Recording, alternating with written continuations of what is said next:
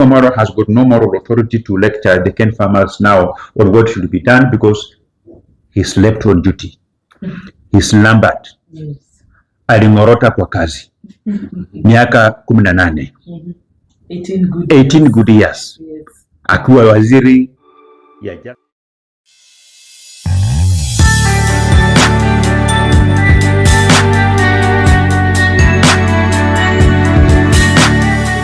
Let me ask another question. To be precise, you've mentioned about the hypocrites who are against the leasing. Correct. So maybe you have the hypocrites in your mind. Maybe you can mention them. One hypocrite number one. Yes. Is Eugene Wamalwa. This man Eugene Wamalwa has been in government for the last 18 years. Yes. He has been in charge of senior and powerful ministries. He never used that position as minister for devolution, for instance, to sort out the problem of Nzoia. Yes. Why was he not crying out loudly at that time when he was minister and sympathizing for the Ken farmers of Bungoma, when he was in that prime position? Why didn't he use his position to sort out the problem of Nzoia once and for all? The only reason why the people of Bungoma plant cane is because they are planting cane as their cash crop. They plant it hoping that after 18 months the cane could have matured. They will sell the cane. They will get the money to sort out their health problems. Those who are sick pay their hospital bills. Yes. Those who have children in institutions of higher learning pay their school fees in those institutions of higher learning. And those that want to do some investment, they can do some investment. That is the reason why the farmers of Nzoia, of Bungoma, decided not to plant any other cash crop, but plant sugarcane. Therefore, anybody who purports to have the interest of the people of Bungoma, anybody who purports to have the interest of the cane farmers of our country, must not just say we should not do ABCD, but that person must propose what is it that should be done to ensure that Nzoia Sugar Factory goes back to profitability. And most importantly, Eugene Wamalwa has got no moral authority to lecture the Ken farmers now on what should be done because he slept on duty. He slumbered. Yes. Alingorota kwa kazi. Miaka 18. 18 good years. Yes. Akiwa waziri ya Justice and Constitutional Affairs kwa serikali ya Mwai Kibaki, when the economy of Kenya was doing very well. Yes. At that time. Akaendelea transition kwa serikali ya Uhuru Kenyatta. He has held very palatial and powerful positions. Amekuwa waziri wa water and irrigation. Akakuwa waziri ya maji. Yes. Akakuwa waziri ya devolution. Akakuwa waziri wa defense, kusimamia majeshi yote ya Kenya. Eugene Wamalwa has visited Nzoia Sugar 5 times akiwa waziri in those 18 years. What? Now, Eugene Wamalwa has gone to Nzoia Sugar with all the ministers of agriculture. Ameenda Nzoia na Peter Munya, ameenda Nzoia na Adan Mohamed, minister wa trade. Yes. Ameenda Nzoia na Willibet, ameenda Nzoia na Fred Matiang'i, akiwa waziri ya Interior and Coordination of National Government. Ameenda waziri Nzoia na waziri Masharia. So for 18 years that the farmers of Bungoma entrusted their vision, their plans, and their future in the hands of Eugene Wamalwa to sort out Nzoia problem. Eugene Wamalwa only used those positions to hoodwink the people of Bungoma, to play politics with the people of Bungoma. He never did anything. If there is an individual that should be chased away from any table that is discussing a solution for cane farmers in our countries, more specifically, the cane farmers from Bungoma, around Zoya Belt, Yes. around Mumias. If there is an individual that should not be given any slightest opportunity Yes. to participate in such discussion, is Eugene Ludovic Wamalwa. So you Because he think never the culprit there. he never used his position by then, when he had powers, to provide a solution for the people of Bungoma, around Zoya and Mumias. But he only used his position to benefit himself, to enrich himself, to eat well, grow his hips, and other things which I cannot be able to mention. That is the only thing that Eugene Wamalwa did. Because today, we live in a country where the sovereignty of the Kenya as a country is with the people. Yes. The centrality of our constitution is the people. The constitution begins by saying we, the people of Kenya, Yes. meaning that the people of Kenya are supreme, and we must be accountable to the people of Kenya. Yeah. Today, if Eugene Wamalwa appears before cane farmers of Nzoia, because he has been holding those positions in government in trust on behalf of the people of Kenya. So today, if he was to appear before the cane farmers of Nzoia Mumias, Yes. to account on how he used his position to their benefit, nothing will be outstanding. Because there is no record that can continue to outstand. The only outstanding thing would be his hips, nothing else. Me, I don't like sugar-coating things and calling a spade a spade. We are, at times, we plunge our country in problems by trying to appear nice, by trying to look nice. If somebody never used his position to sort out a problem that existed from 2013 to date, why would you listen to such a person? It's a waste of time. In fact, that person should, if I would never participate in a discussion to revive Nzoia with a group of people that will include Eugene Wamalwa. It is like presiding over a sermon to take people to heaven, while the devil is part of that sermon. You just be sure that even your prayers cannot travel even 5 miles above to heaven. So, Mheshimiwa, I have another question that is on now about our current governor, Honorable Kenneth Lusaka. Recently, the Sirisia MP John Luhya claimed that Governor Lusaka is spending 35 million monthly on garbage collection, yet our markets in Bungoma are dirty. What can you talk about that? I think I don't want to talk about the person who I am planning that he will hand over the mantle to me. I think I am completely conflicted. Yes. That question. The Sirisia MP John Luhya. I think those questions can be directed to Waluke, to himself to answer. I think one of the resolutions that I have decided, I am rebranding myself. Coming out as a new person. I'm coming up as a new person, and I write the books that many young people read. Okay. Number one, if you look at the history of Western Kenya, apart from Salia Mudavadi, who was picked from some office to go and take over the seat that was held by his father, by then, you will agree with me that I did Maswekesa Barasa. Yes.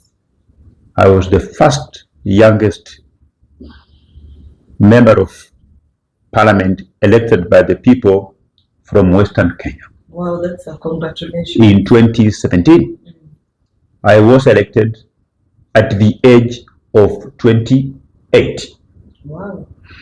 And since independence, Yes. apart from Musalia Mudavadi, the people of Western Kenya have been electing people who have retired from public service. Maybe the average age of members of parliament could have been maybe around 42, 43, thereabout. Yes. But I rewrote history. I am the one who made the people of Western Kenya proud of young leadership. And I think if you meet Peter Salasia, if you meet Freddie Kana, Yes. if you meet Innocent Mugabe, right? You should tell them that I am the one who made a way for them. The respect they enjoy when they move around Western Kenya Yes. is because of myself. If I did not manage my CDF well between 2017 to 2022, in terms of communicating to the people of Western Kenya, Yes. that age has got no correlation with the ability to contextualize Yes. the problems that the people go through, and coming up with a development blueprint that will solve those problems. That it doesn't matter the amount of money that you receive as CDF. What matters is the meticulous planning, understanding of the priority. That is why we're able to replace all the 18 mud-wall primary schools in the Kimilili constituency in 2 years with modern story buildings. We have revolutionized the educational infrastructure in the Kimilili constituency, and we are determined to take it to the next frontier by December this year. That action is what made the people of Mumias East to begin appreciating young leadership, to begin appreciating that how young an individual is has got no correlation. That development is not just a preserve of these very old fellas who have retired from civil service saying we have too much money, we have anything else. And I think by so doing, I'm also writing a new political chapter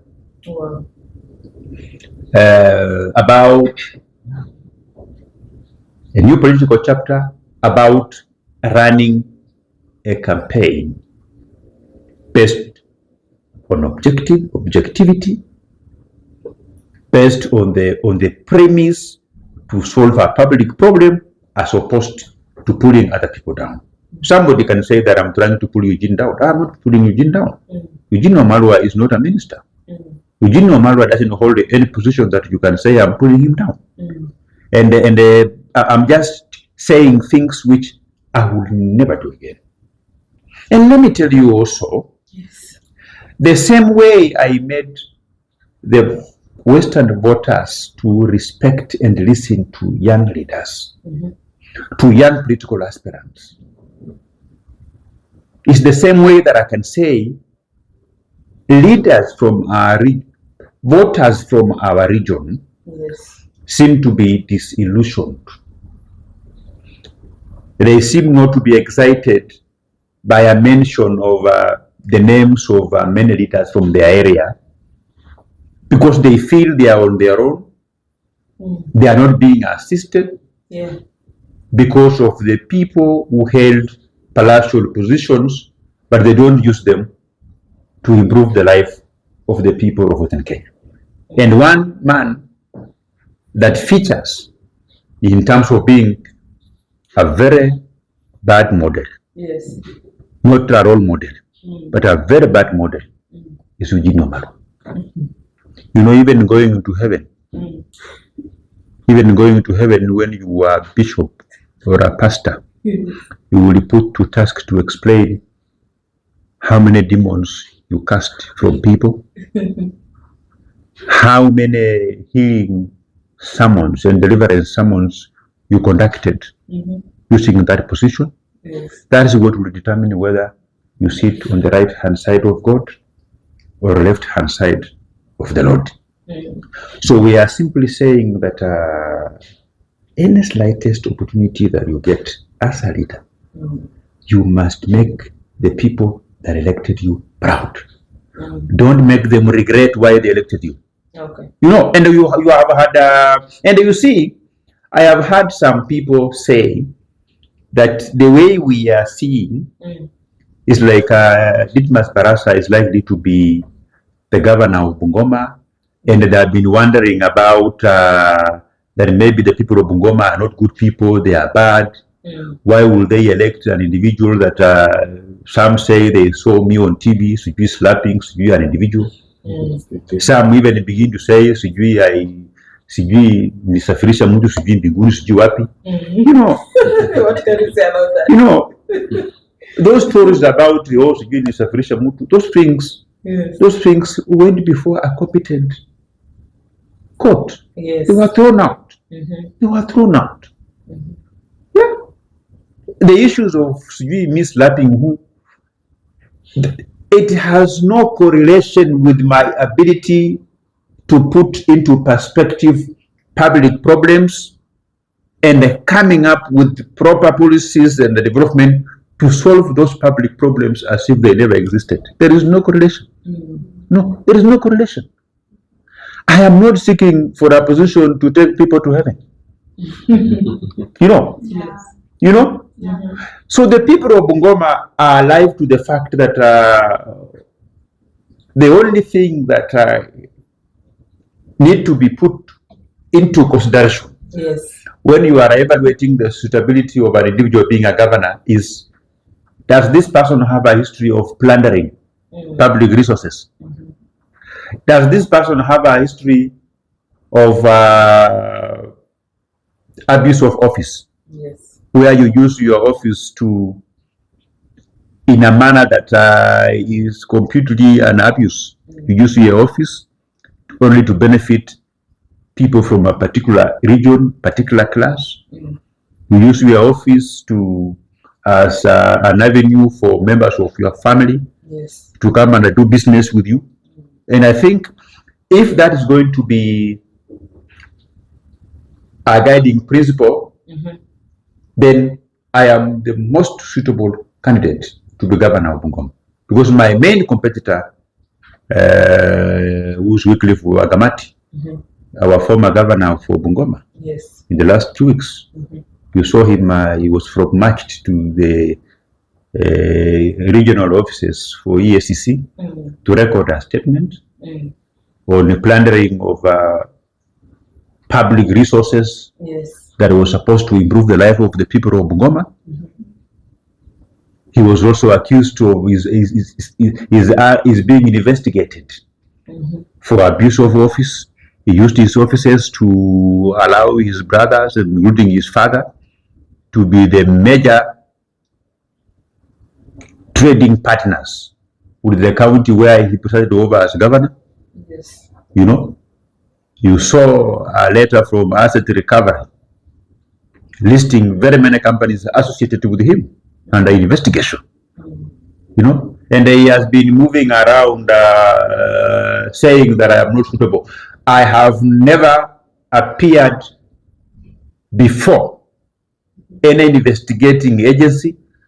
I have never appeared before court on matters to do with the plunder of public resources, abuse of office, or economic crimes. You get the point? So the people of Bungoma are providing footage that I think the rest of Kenya should learn from. So, Mheshimiwa, I wanted to ask